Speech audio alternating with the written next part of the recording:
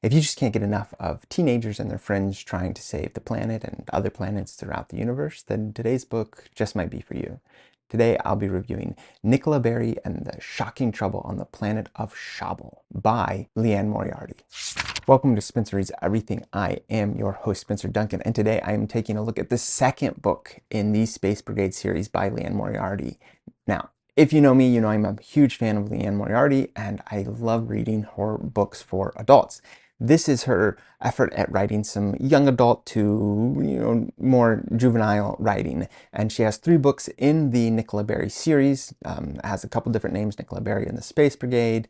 This one is the second one. I will tell you now, unlike the first one, this one is set up to lead into the 3rd book. So you'll discover that this is meant to be part of a larger trilogy. Just to give you a rundown of the synopsis of this book, if you don't remember from the first book, Nicola Berry is a young girl. I think she's 12 in the first book, and she is called upon to become the Earth ambassador as she is taken off to a far-off planet where it seems like everyone on the planet is very much human-like, except much taller, like twice as tall as anyone. That seems to be the identifying feature, and they also have a lot more technology. And Nicola Berry and her brother and a couple of friends get involved in saving planet Earth from being turned into a trash pit. This gives them a reputation throughout the universe, and so they get called upon again in this second book in the Space Brigade series to go and save a planet called Shobble. However, once they get to the planet Shobble, they discover things are not quite what they expected.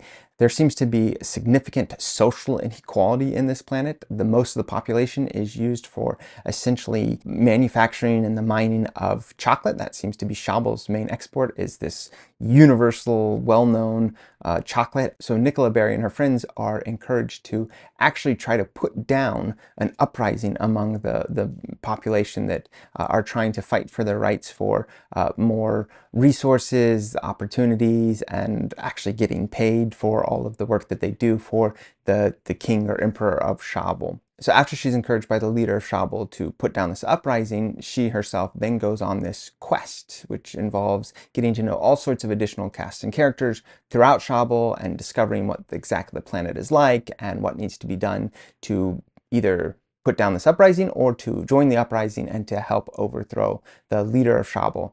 And I guess I won't spoil it for you. You'll just have to read to find out what happens on Shobble with Nicola Berry and her friends and the leader and all the other things that are going on. That's a pretty simplistic synopsis, but it's a pretty short book. It's, like I said, it's at best a young adult, but I would say even younger than that. It's probably geared towards middle schoolers. And I would say, in reaction to the first book in the series, I liked this one a little bit more. It's still silly, just like in the first one, even though there is meant to be this element of high stakes. Obviously, having an oppressed people those are very high stakes. But, they're also very careful to not have violent weapons. And I'll tell you now, nobody dies. I hope that's not a spoiler, but that's just not going to be something that happens in these books because it's meant for such a young audience. And I think Liane Moriarty is trying to, have a little fun, but also not scare people with the concern of any of the main characters or even any of the antagonists in the series, not just being killed, but having anything too tragic happen to them. And that seems to be a recurring element in this trilogy. I'll find out when I read the 3rd book if it continues to be that way. So who do I say this is for? If you liked the first book, you'll definitely like this one. I think it's very much similar in terms of the approach to world building, the silliness, which is an ongoing part of this series, which is definitely appealing to some people. I would say that I liked a little bit of it, but I thought at times it would get a little too silly, and I'd be like, okay, this isn't exactly for me, but, I'm a grown man. Maybe when my daughter gets older, she will enjoy reading these books, and I look forward to finding out if that is the case. Who wouldn't I say it's for?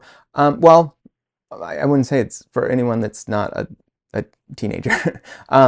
I don't think that this has quite the same appeal as maybe some of the other books that I read as a teenager that still resonate with me. And I don't know if that's necessarily a judgment on the quality of this book versus those books, or if it's just because I read those when I was younger and can still appreciate them. That's going to be something that I'm never really going to be able to parse myself out of. And so I do think that I don't personally resonate with this book, and I don't think anyone in my situation would. I don't think that necessarily means anything for the audience for whom this book is written. And I do think that there is definitely an audience for people that would enjoy this type of writing. So those are my thoughts on this book, but of course I welcome other people's thoughts on it, especially if you're more like me and someone that's a little older and this book is not geared towards, or if you are someone that you feel like this book is more geared towards, please let me know your thoughts in the comments about how you felt about both this one individually, but also as part of this series as a whole. Don't forget to like, subscribe, turn on those notifications, and until next time, keep those pages turning.